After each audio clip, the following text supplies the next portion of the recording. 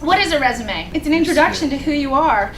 You're advertising yourself. You're selling yourself to a prospective employer, a school, a scholarship committee, and oftentimes it's your first introduction to those people. They don't see you or meet you or know you.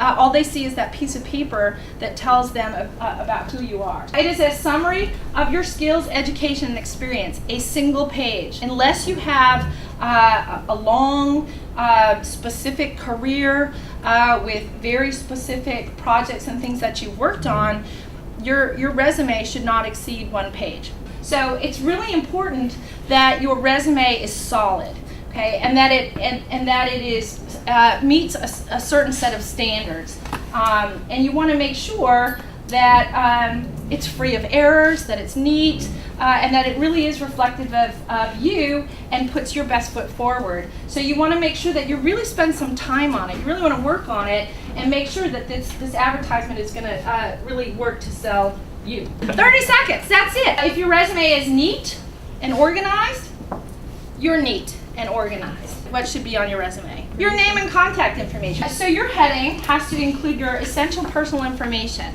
It needs to have your formal name. We want them to know exactly who you are. You also want to include your other essential information, your address, your telephone number, and your email. The next thing is your objective. The objective needs to clearly state your purpose for this particular resume. It's not just to get a mentor. You can't just put my objective is to find a mentor. You want to be really specific. The next section is education. Your education includes the name of the school where you attend, and it's the formal name. You need to, at a minimum, have the city and state. So Joseph Wheeler High School, Marietta, Georgia. And then you have to have the dates that you attended. Now, if you attended additional high schools, so you would start at Wheeler, the date that you arrived here, with your anticipated graduation, and then you would go to the next school that you attended, the last school you attended. We do want to see, under education, any related or relevant courses that you've taken. If your GPA is at a minimum a 3.0, then go ahead and put it on there. But if it's below a 3, just leave it off.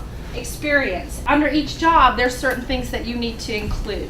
You need to include the name of the employer, the address, what the job title was, what your responsibilities were. When you list your responsibilities, we want to list them in bulleted points. You're not writing long paragraphs, you're not writing incomplete sentences. They're short, concise, to the point. We start each line with action verbs. Present tense if you're currently employed, obviously past tense if you're no longer employed there. You want to vary your choice of verbs that you're using, tailor your skills and experience to the position for which you are applying. You really kind of focus on what your skills and abilities and responsibilities were. Always constantly be thinking about your objective as you're filling these things in. These are all the things that you've been involved in and out of school. We want to see that you're busy. If you're not in any clubs or organizations or have any extracurricular, then don't include this heading. Be sure that you include specific activities that you've participated in.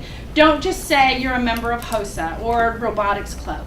I want to know exactly what your role was in there. Honors and awards. If you have never received one, don't put that heading. But if you have received honors and awards, you want to order them by date, okay? Again, in reverse chronological order, what you've received most recently and going backwards. You also can rank them by order of importance. And we only want to look at awards that you've received in high school. Skills and abilities. This is really important. Every resume has to have at least 2 soft skills on it. You have to have a maximum of 2. And this section is where you can talk about any special talent you have that would be relevant to your objective. All right, here's a list of some soft skills. References, you don't need them on this resume, but typically if you're using this resume for something else and you need to include references, at a minimum you need to have 2. And your references have to be people who observed your work habits, not your relatives. If you have resume light, like you don't have a lot to put on your resume, it wouldn't hurt you to fill the space by listing 2 references at the bottom. But if you have a lot that needs to go on there, at the bottom you can put references upon request. Make sure that you're following this order exactly.